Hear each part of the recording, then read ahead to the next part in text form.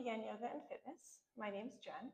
I'm going to give you a quick tutorial on how to hop forward from down dog to make your way to the top of the mat. This technique would be used in a vinyasa style practice.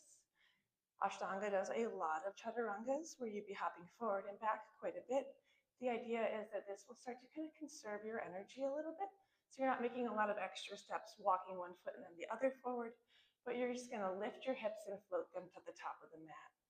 There's a couple different techniques to work on. I'll give you a demo on what it looks like and then ways that we can build into that. So we'll be making our way from down dog to the top of the mat. We'll start in downward facing dog. Looking back at your feet, inhale, lift your heels.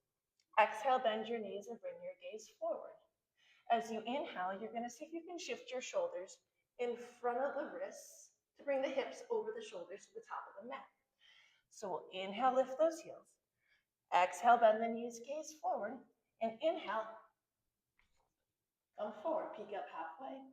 And exhale, bow back in. Inhale, come up to stand. Exhale, hands to your heart, allowing you to move into the next posture. Ways to target working on strengthening the core, getting the shoulders in front of the wrists and the hips above the shoulders. You can always use a little hand towel. If you have a washcloth, I recommend working on a flat surface, either in your kitchen or maybe if you have wood floors. Stepping your feet onto that towel, coming into your forward fold, and just pressing back to down dog. Drawing the hips up and back.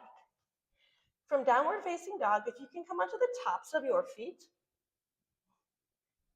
and then really slowly shift your shoulders forward, dragging your feet in width. You might flip the soles of the feet back down there, pressing back to plank.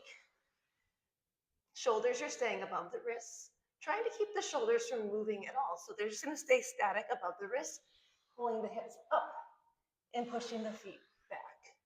Pulling the hips forward, pressing those feet back. Encouraging the soft part of your elbow to rotate forward and the hands to firmly grip down. Another way to work on jumping forward is by using blocks. Blocks will help keep our hips up a little bit higher. Just be mindful that the block, you want to feel stable on it.